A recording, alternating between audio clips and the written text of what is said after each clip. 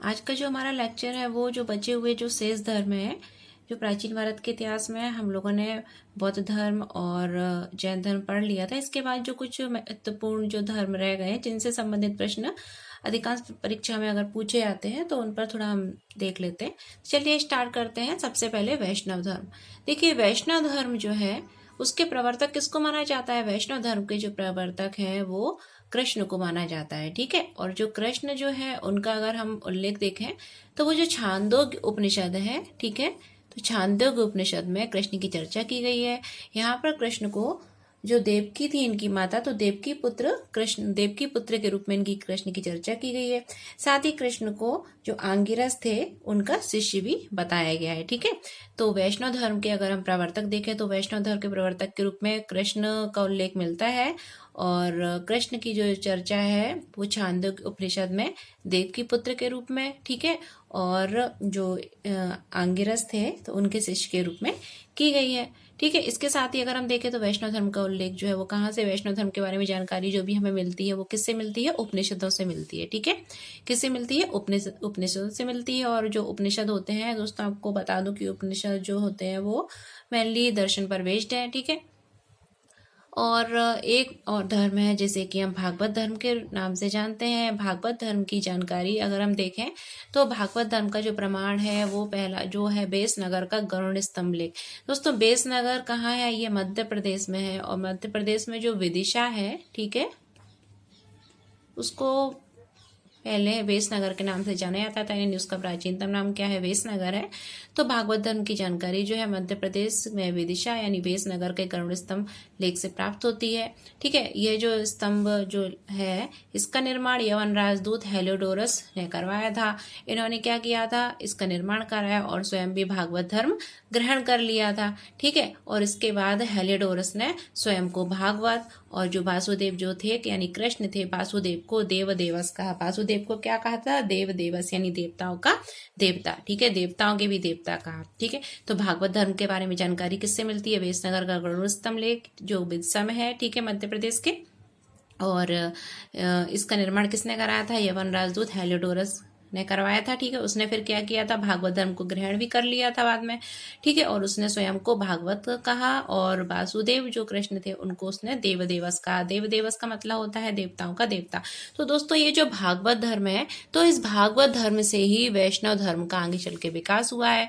ठीक है, हम कहना चाहें तो भागवत धर्म से ही वैष्णव धर्म का क्या हुआ है? विकास हुआ है। ठीक है, और वैष्णव धर्म के बारे में जानकारी जो है वो किससे मिलती है? उपनिषद से मिलती है। वैष्णव धर्म के प्रवर्तक के रूप में हम कृष्ण को मानते हैं और कृष्ण का उल्लेख जो है छांदोग्य उपनिषद में मिलता है देवकी पुत्र के रूप में और आंगिरस के शिष्य के रूप में। दोस्तों, वैष्णव धर्म से संबंधित कुछ महत्वपूर्ण मंदिर हैं जो अक्सर परीक्षा में पूछ लिए जाते हैं, चाहे वो कोई सा भी एग्जाम क्यों ना हो, तो आपको याद रखना है। जैसे कि एक जगन्नाथ मंदिर है। जगन्नाथ मंदिर दोस्तों कहाँ पर है? उड़ीसा में है और यहाँ पर रथ यात्रा का प्रतिवर्ष आयोजन किया जाता है। चंदन के बड़े बड़े रथ बनाए जाते हैं और जिसमें बलराम, सुभद्रा, उनकी जो बहन थी कृष्ण बलराम की, और जो कृष्ण है, ठीक है, उनकी रथ यात्रा निकाली जाती है। तो दोस्तों, ये जगन्नाथ मंदिर काफी फेमस मंदिर है और ये कहाँ पर है? उड़ीसा में है। ठीक है, जिसे हम पुरी के नाम से जानते हैं। पुरी यानी उड़ीसा में, आपको याद रखना है। वैष्णव धर्म से संबंधित मंदिर है। इसके अतिरिक्त तो दोस्तों एक और मंदिर है जैसे कि हम दशावतार का विष्णु मंदिर बोलते हैं। ठीक है, दशावतार का मंदिर, और ये कहाँ पर है दोस्तों? ये है उत्तर प्रदेश में। कहाँ पर है? उत्तर प्रदेश में है। ठीक है, इसके अतिरिक्त एक और मंदिर है वैष्णव धर्म से संबंधित, ठीक है, विष्णु मंदिर। और दोस्तों ये कहाँ पर है? ये है तिगवा। कहाँ पर है? तिगवा मध्य प्रदेश में है। ठीक है, तो वैष्णव धर्म से संबंधित जो मैंने आपको मंदिर बताया कौन कौन? जगन्नाथ मंदिर कहाँ? पुरी उड़ीसा में है। ठीक है, दशावतार मंदिर उत्तर प्रदेश में है। वहीं विष्णु मंदिर अगर हम देखें तो मध्य प्रदेश में है। कहाँ पर है दोस्तों? तिगवा मध्य प्रदेश में है। इसके अतिरिक्त द्वारकाधीश मंदिर, ठीक है, एक जो काफी इंपॉर्टेंट मंदिर है, वो एक और मंदिर है जैसे कि हम द्वारकाधीश मंदिर के नाम से जानते हैं। दोस्तों, द्वारकाधीश मंदिर जो है वो दो जगह स्थित है। एक तो कहाँ पर स्थित है? मथुरा में। कहाँ पर स्थित है? मथुरा का कंस था ना, तो मथुरा में स्थित है। और दूसरा द्वारकाधीश मंदिर जो है वो कहाँ पर स्थित है दोस्तों? द्वारका में। ठीक है, जिसे कृष्ण ने अपनी बाद में नगरी बनाया था, वहां पर जाकर बस गए थे। द्वारका कहाँ पर है? गुजरात में। और मथुरा कहाँ पर है? उत्तर प्रदेश में। तो दोस्तों ये हो गए वैष्णव धर्म से संबंधित कुछ मंदिर, काफी महत्वपूर्ण है, आप इनको जरूर याद रखिएगा। इसके बाद हम अपने जो अगले धर्म जो कुछ रह गए हैं उनको देखते हैं। चलिए देखते हैं अगले धर्म यानी शैव और जो शाक्त धर्म है उनके बारे में। तो जो हमारा अगला धर्म है वो है शैव धर्म। और जो शैव धर्म है दोस्तों वो किससे संबंधित है? शिव से संबंधित है। किससे संबंधित है? शिव से संबंधित है। और ये काफी प्राचीनतम है, ठीक है, काफी प्राचीनतम है। और ये शैव धर्म किससे संबंधित है? शिव से संबंधित है। इसका अगर हम देखें कि प्राचीनतम होने के कुछ प्रमाण है तो वो हमको प्राप्त हुए हैं सिंधु घाटी सभ्यता से। सिंधु घाटी सभ्यता, आप लोगों को अगर ध्यान होगा तो सिंधु घाटी सभ्यता में कहा एक मूर्ति ऐसी मिली है मुहर पर, ठीक है, एक मुहर पर एक ऐसी डिजाइन मतलब आकृति बनी हुई है जिसमें क्या है कि एक योगी है, ठीक है। और योगी ये कहाँ से मिली है? ये सिंधु घाटी सभ्यता जो है, ठीक है, वहां पर खुदाई से मिली थी। और उसमें क्या है, एक मुहर पर योगी की आकृति है। एक जो मुहर है उस पर किसकी आकृति है? योगी की आकृति है, ठीक है। और जो योगी है वो कितने उसके मुख हैं? 3 मुख हैं, ठीक है। उसके सींग हैं, उसके आसपास पशु बैठे हुए हैं और वो ध्यान यानी योग की मुद्राएं बैठा हुआ है। और जो मार्शल थे, ठीक है, उन्होंने इसको योगी जो है, ठीक है, इसकी तुलना किससे की है? शिव से की है। शिव यानी रुद्र, रुद्र शिव से की है, ठीक है। तो ये एक प्राचीनतम प्रमाण है कि शैव धर्म जो है वो काफी प्राचीनतम धर्म था, ठीक है। इसी तरीके से अन्य कई भी जानकारी प्राप्त हुई है, ठीक है। और अगर हम देखें तो ऋग्वेद जो है, ऋग्वेद में जो शिव है, शिव का उल्लेख जो है वो रुद्र के रूप में मिलता है, ठीक है। तो दोस्तों जो शैव धर्म है वो शिव से संबंधित है और ये काफी प्राचीनतम यानी कि प्रागैतिहासिक काल से संबंधित रहा है, ठीक है। अगर हम देखें तो शिव के अन्य नाम जो है जिनका कि जो काफी परीक्षा में एग्जाम में पूछ लिए जाते हैं, तो शिव से संबंधित कुछ अन्य नाम है जैसे कि रुद्र, महादेव, गिरीश, भव, सर्व, त्र्यंबक। दोस्तों रुद्र किसके लिए यूज करते हैं? हम शिव के लिए भी यूज करते हैं, ठीक है। रुद्रावतार आपने सुना होगा। महादेव भगवान शिव के लिए यूज होता है नाम। अगर गिरीश देखें तो गिरी मतलब पहाड़, पहाड़ों के ईश यानी कि जो शिव थे, भगवान थे, ठीक है, तो वो कहाँ रहते थे? पहाड़ों पर ही रहते थे। हिमालय पर्वत क्या है? पहाड़ी तो है, ठीक है। तो इसलिए उनके लिए हम वर्ड यूज करते हैं गिरीश, ठीक है। इसी तरीके से भव, सर्प और त्र्यंबक, ठीक है। आपने सुना होगा त्र्यंबकेश्वर, ठीक है, ज्योतिर्लिंग है। तो जो 12 ज्योतिर्लिंग है उनमें से एक क्या है? त्र्यंबकेश्वर है, ठीक है। तो त्र्यंबक, और त्र्यंबक के जो भगवान है उनके लिए होता है त्र्यंबकेश्वर, ठीक है। और इसलिए जो शिव है उनका एक अन्य नाम त्र्यंबक भी है। तो दोस्तों ये हो गए भगवान जो शिव है, शैव धर्म से संबंधित शिव, उनके कुछ अन्य नाम, ठीक है। दोस्तों जो इसके बाद आप यहाँ पर आपको देख रहा होगा कि क्या है, एक वर्ड लिखा है नयनार। तो जो शिव के जो उपासक थे, शिव धर्म से संबंधित लोग थे, तो इन्होंने इसका जो प्रचार प्रसार कहाँ किया? दोस्तों ये अगर हमारा इंडिया देखें तो ये क्या है? दक्षिण वाला भाग है। तो दक्षिण साइड में, ठीक है, दक्षिण भारत में शिव धर्म का जो प्रचार प्रसार करने वाले लोग थे वो क्या कहलाए? वो नयनार कहलाए। क्या कहलाए? नयनार कहलाए। तो अगर प्रश्न आता है कि नयनार जो है वो किस धर्म से संबंधित है, तो नयनार जो है वो शैव धर्म से संबंधित है, ठीक है। दक्षिण भारत में इनको क्या कहा गया? नयनार कहा गया, ठीक है। दोस्तों याद रखिए नयनार जो संत थे उनकी संख्या कितनी है? 63 है, ठीक है। इसके बाद एक शब्द आता है ज्योतिर्लिंग, ठीक है। तो आप लोग तो परिचित ही होंगे कि हमारे भारत में ज्योतिर्लिंग जो है वो शिव धर्म से संबंधित है और इनकी संख्या कितनी है? 12 है, ठीक है। बोलते भी हैं 12 ज्योतिर्लिंग, ठीक है। तो ज्योतिर्लिंग कितनी है? 12 है, जिसमें से कुछ महत्वपूर्ण है जैसे कि महाकालेश्वर, ओंकारेश्वर, त्र्यंबकेश्वर, ठीक है, रामेश्वर, वैद्यनाथ, विश्वनाथ, केदारनाथ, सोमनाथ, ठीक है। ये कुछ महत्वपूर्ण है। तो इनके नाम एक बार आप थोड़े जो 12 ज्योतिर्लिंग उनके देख लीजिएगा, जिसमें से मध्य प्रदेश में कितनी है? 2 है हमारे मध्य प्रदेश में। एक कहाँ पर है? उज्जैन में है, ठीक है। कहाँ पर है? उज्जैन में है, जिसे कि हम महाकालेश्वर ज्योतिर्लिंग के नाम से जानते हैं, ठीक है। कहाँ पर है? उज्जैन में महाकालेश्वर ज्योतिर्लिंग। और दूसरी ज्योतिर्लिंग कहाँ पर है? ओंकारेश्वर, ठीक है। जो ओंकारेश्वर है, ओंकारेश्वर में है। और ओंकारेश्वर में दोस्तों अगर हम देखें तो वो है ममलेश्वर। क्या है? ममलेश्वर महादेव, ठीक है। वो स्थान ओंकारेश्वर है। तो अक्सर आप देखेंगे तो बुक में दे दिया जाता है कि ओंकारेश्वर, ओंकारेश्वर में जो ज्योतिर्लिंग है उसे बोलते हैं ममलेश्वर ज्योतिर्लिंग, ठीक है।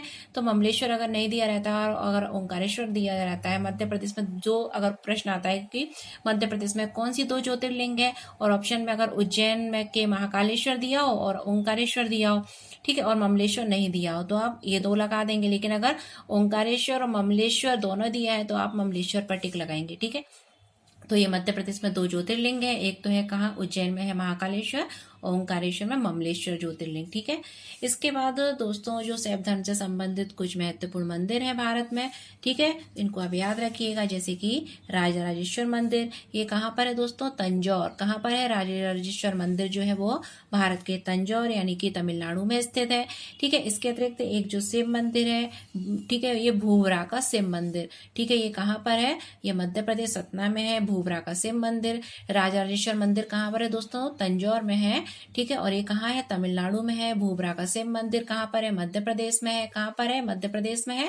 ठीक है, तो जो मध्य प्रदेश का जो भी मध्य प्रदेश के स्टूडेंट जो पढ़ रहे हो ऑनलाइन, और जो भी कोई उनके एग्जाम आएंगे तो उसमें ये काफी महत्वपूर्ण है आने के लिए। ठीक है, तो आप इसको थोड़ा अच्छे से याद रखिए। भूवरा का शिव मंदिर मध्य प्रदेश में है।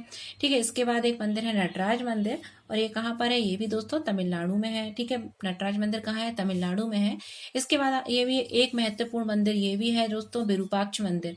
ये कौन सा मंदिर है? विरूपाक्ष मंदिर, और ये कहाँ पर है? कर्नाटक में। कर्नाटक में एक हम्पी में। कहाँ पर है? कर्नाटक हम्पी में है। इसके बाद दोस्तों एक और अन्य महत्वपूर्ण मंदिर जैसे कि हम विश्वनाथ मंदिर के नाम से जानते हैं, काशी विश्वनाथ। ठीक है, और ये कहाँ पर है? बनारस में है। कहाँ पर है? बनारस यानी वाराणसी में है, और ये उत्तर प्रदेश में है। ठीक है दोस्तों, कुछ महत्वपूर्ण मंदिर है, एक बार फिर से रिकॉल कर लेते हैं। राजराजेश्वर मंदिर तंजौर, ठीक है, तमिलनाडु में है। भूवरा का शिव मंदिर मध्य प्रदेश में है। नटराज मंदिर ये कहाँ पर है? तमिलनाडु में है। इसके अतिरिक्त विरूपाक्ष मंदिर कर्नाटक के हम्पी में, और विश्वनाथ मंदिर, ठीक है, काशी विश्वनाथ भी बोलते हैं, ये कहाँ पर है? बनारस यानी वाराणसी उत्तर प्रदेश में। दोस्तों जो शैव संप्रदाय था, ठीक है, ये जो शैव धर्म था, शैव संप्रदाय था, ठीक है, तो इसमें क्या है, जो वामन पुराण है, ये अभी हम जो पुराण है पढ़ेंगे आगे। ठीक है, तो जो वामन पुराण है, ठीक है, तो वामन पुराण में जो टोटल मतलब शैव धर्म से संबंधित जो संप्रदाय हैं, ठीक है, उनकी संख्या जो है वो कितनी बताई गई है? टोटल कितनी बताई गई है? 4 बताई गई है। एक तो जो शिव से संबंधित जो भी है, ठीक है, तो वो धर्म या संप्रदाय उनकी संख्या वामन पुराण में कितनी बताई गई है? 4 बताई गई है। एक तो है शैव, ठीक है, एक क्या है? पाशुपत, ठीक है, और एक अन्य आता है जैसे कि हम कापालिक संप्रदाय के नाम से जानते हैं, और एक संप्रदाय होता है जैसे कि कालामुख संप्रदाय के नाम से जानते हैं। तो ये किससे संबंधित है? शिव से संबंधित है। और वामन जो पुराण है उसमें इनकी संख्या शिव से संबंधित कितनी बताई गई है? 4 संप्रदाय बताए गए। एक है शैव संप्रदाय, पाशुपत संप्रदाय, कापालिक संप्रदाय और कालामुखी संप्रदाय। दोस्तों जो पाशुपत संप्रदाय है, ठीक है, तो इसकी स्थापना जो थी वो किसने की थी? इसकी स्थापना किसके द्वारा की गई थी? लकुलिस द्वारा की गई थी। दोस्तों ये महत्वपूर्ण है, पूछ लिया जाता है। पाशुपत संप्रदाय की स्थापना किसके द्वारा की गई थी? लकुलिस द्वारा की गई थी। ठीक है दोस्तों, वही जो कापालिक संप्रदाय है, ठीक है, तो वो किससे संबंधित है? जो कापालिक संप्रदाय के लोग होते हैं वो किसके पुजारी होते हैं? जो भैरव होते हैं ना, भैरव, ठीक है, भैरव बाबा आप लोगों ने सुना भी होगा, मूवी वगैरह भी देखी होंगी तो उसमें भैरव बाबा वगैरह रहते हैं। ठीक है, तो कापालिक संप्रदाय के लोग जो होते हैं वो भैरव को क्या मानते हैं? शिव मानते हैं। भैरव को शिव का अवतार मानते हैं और वो उनकी पूजा करते हैं। ठीक है, काल भैरव मंदिर भी है उज्जैन में, अगर आप कहीं गए हो तो। ठीक है, देखना अच्छा है काफी। ठीक है, उनको एल्कोहल यानी कि मदरा का भोग लगाया जाता है, वही उनके प्रसाद में चढ़ती है। उसके अतिरिक्त दोस्तों एक और संप्रदाय है जिसे कि हम कालामुख संप्रदाय के नाम से भी जानते हैं। तो दोस्तों ये हो गए शैव धर्म से शैव धर्म। इसके बाद दोस्तों शैव धर्म से संबंध के साथ ही एक अन्य धर्म भी जुड़ा हुआ है, जैसे कि दोस्तों हम बोलते हैं शाक्त धर्म। क्या बोलते हैं? शाक्त धर्म। ठीक है, तो जो शाक्त धर्म है, शाक्त मतलब शक्ति, ठीक है, तो ये किससे रिलेटेड है? शक्ति से। शक्ति यानी देवी, ठीक है, किससे रिलेटेड है? देवी शक्ति। ठीक है, जैसे कि लक्ष्मी हुई, सरस्वती हुई, काली हुई, ठीक है, तो इनसे संबंधित जो धर्म है वो क्या है? शाक्त धर्म है। चलो आगे हम देखते हैं शाक्त धर्म। ठीक है, शैव धर्म आपको उम्मीद है समझ में आ गया होगा। चलिए शाक्त धर्म के बारे में पढ़ लेते हैं। दोस्तों जो शाक्त धर्म है, ठीक है, तो शाक्त धर्म का संबंध किससे है? शक्ति या देवी से है। ठीक है, इस संप्रदाय के लोग थे, ठीक है, वो किसकी पूजा करते थे? वो देवी को, अपने मतलब शक्ति या देवी की पूजा किया करते थे। ठीक है, और इसका संबंध अगर देखें तो जो शाक्त धर्म है ये किससे संबंधित रहा है? मतलब संबंधित रहा है, इसका संबंध घनिष्ठ अगर देखें तो इसका संबंध किससे रहा है? शैव धर्म से संबंधित रहा है। शाक्त धर्म जो है वो शैव धर्म से भी संबंधित है, उसी के समय के आसपास का है। ठीक है, और इसमें क्या है कि देवी की पूजा की जाती है, देवी को माना जाता है। ठीक है, मेनली इसमें जो प्रमुख फोकस है वो किस पर होता है? देवी पर है। ठीक है, या शक्ति जिसको बोल सकते हैं, और इनके 3 रूपों में इनकी पूजा होती है देवी के। एक रूप होता है दोस्तों जैसे कि हम शांत रूप के नाम से जानते हैं, और दूसरा रूप उग्र रूप और तीसरा रूप जैसे काम रूप के नाम से भी जाना जाता है। शांत रूप के रूप में अगर हम देखें तो देवी उमा, देवी पार्वती और देवी लक्ष्मी जो है वो क्या है, शक्ति यानी देवी के कौन से रूप है, शांत रूप है। वहीं उग्र रूप के रूप में देखें तो काली, चंडी, दुर्गा, कपाली और भैरवी है। दोस्तों भैरवा वाला है ये भैरवी माता के लिए, ठीक है। तो इन्होंने क्या किया था, जब उग्र रूप धारण किया तो इन्होंने दुष्टों का नाश किया था, ठीक है, दुष्टों का दलन किया था, दमन किया था, ठीक है, राक्षसों को। और इस कारण देवी ने जब उग्र रूप धारण किया तो इनके नाम काली, चंडी, दुर्गा, कपाली और भैरवी कहलाए। वहीं दोस्तों देवी का जो काम रूप है, काम रूप में अगर देवी की पूजा हम देखें तो उसका एक मंदिर है, भारत में है, कहाँ पर है, असम में है, जिसे कि हम कामाख्या माँ का मंदिर मानते हैं, ठीक है।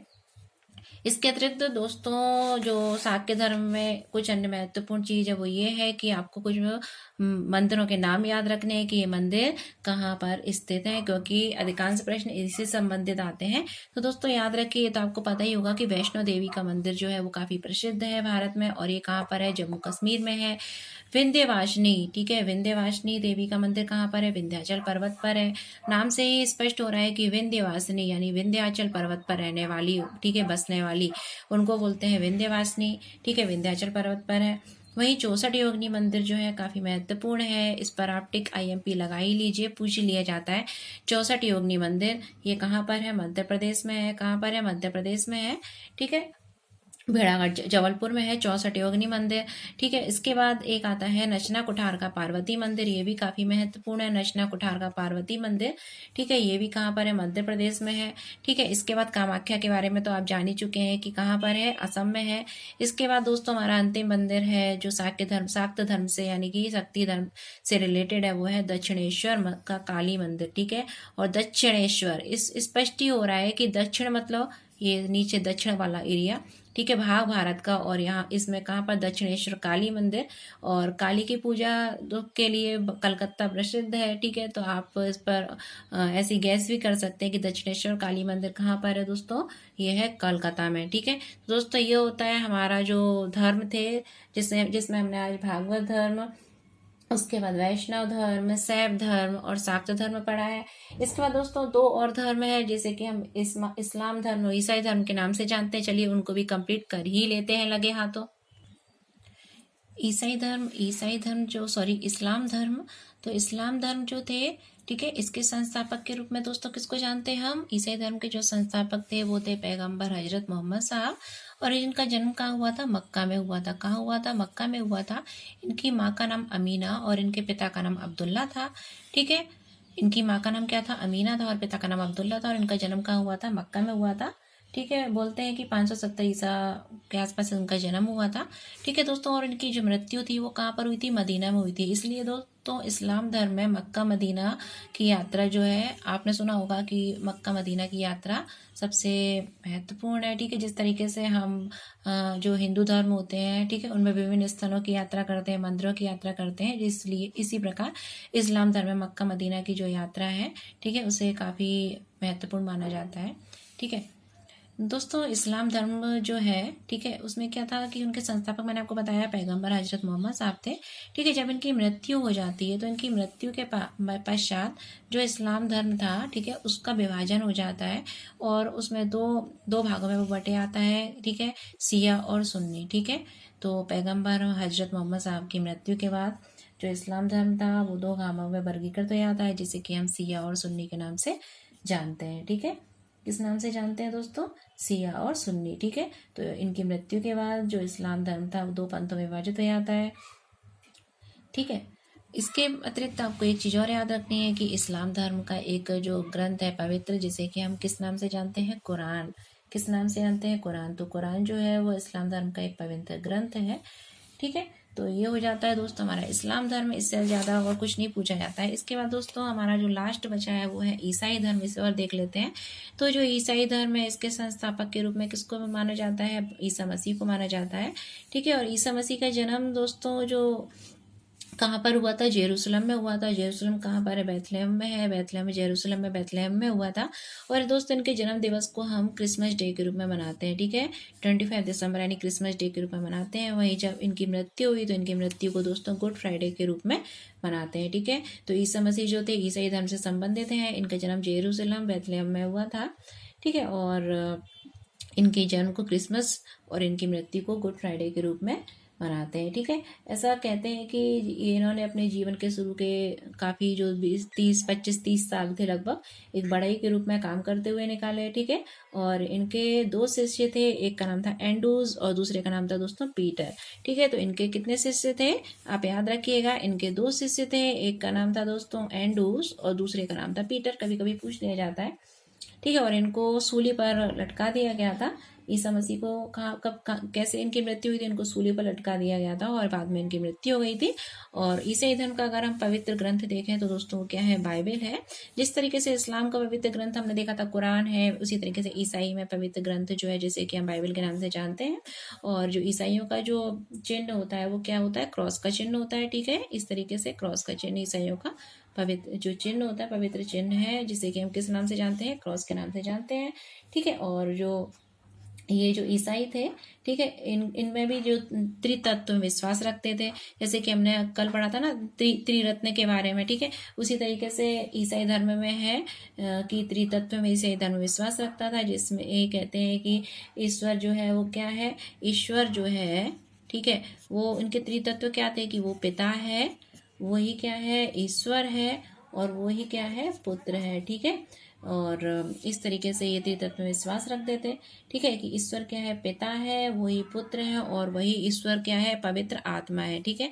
तो ये जो ईसाई धर्म त्रितत्व में विश्वास रखता था, ऐसा कहना था कि जो ईश्वर है, ठीक है, वो क्या है? पिता है, वही क्या है? पुत्र है, और वही क्या है? आत्मा है। दोस्तों ये हमारा कंप्लीट हो जाता है जो धर्मों के बारे में, विविध धर्म हमने पढ़ लिए हैं। इसके बाद दोस्तों हमारा कल एक नया जो विषय आएगा उस पर हमारा वीडियो होगा, ठीक है। तो चलिए देखते रहिए, और पसंद आए तो लाइक से सब्सक्राइब करिए और पढ़ते रहिए। देखने के लिए धन्यवाद।